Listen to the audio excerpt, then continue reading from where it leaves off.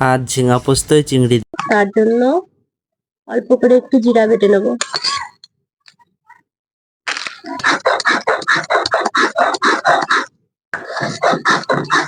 জিরা বাটা কমপ্লিট। মধ্যে তাহলে আদাটা দিয়ে বেটে নেব। জিরা আর আদা একসঙ্গে বাটা করে নিলেই হয়ে যাবে।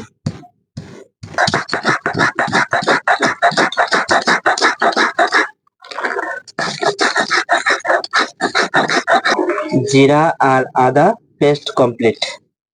দেখেছো এটা কখনো? ঝিঙে চিংড়ি দিয়ে করা হবে, তার জন্য পোস্ত বেটে নিই। অল্প করে একটু পোস্ত দিলেই হবে, বেশি পোস্ত লাগবে না, কারণ যখন শুধু ঝিঙে পোস্ত করব তখন পোস্তটা একটু বেশি দিতে হবে। এটা আমার গরম হয়ে গেছে, এখন আমরা রান্না করব ঝিঙে পোস্ত চিংড়ি মাছ দিয়ে। ঝিঙে পোস্ত রান্না করার জন্য এখন কড়াইতে তেল দিয়ে দেবো।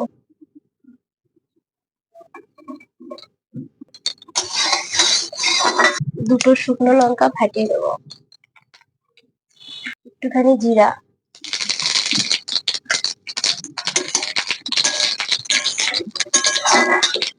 অল্প করে টমেটো,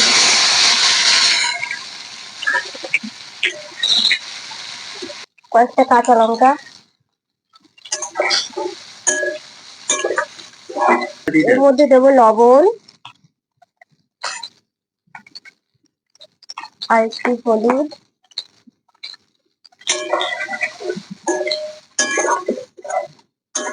এবার ঝিঙে গুলো দিয়ে দেবো।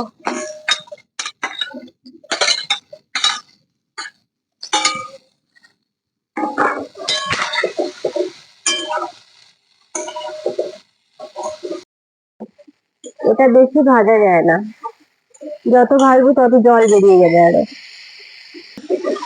ভাজা ভাজা প্রায় হয়েই গেছে, এবারে এর মধ্যে আমি বেটে রাখা পোস্তটা দিয়ে দেবো।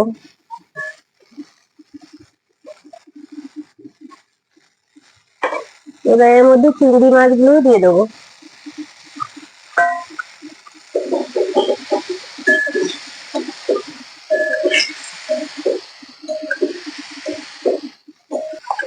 আমার সবকিছু দিয়ে ভালো করে ভাজা হয়ে গেছে, এবার অল্প করে একটু জল দেবো,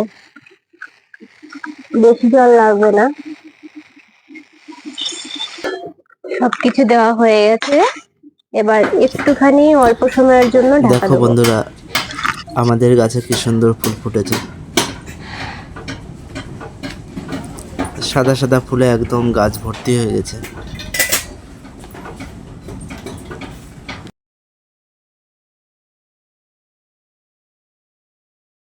এখন ঢাকনাটাকে উল্টে দেবো।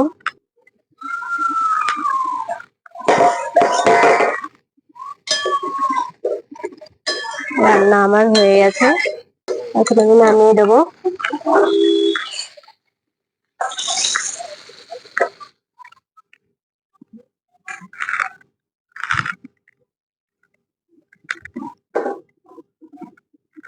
কমপ্লিট।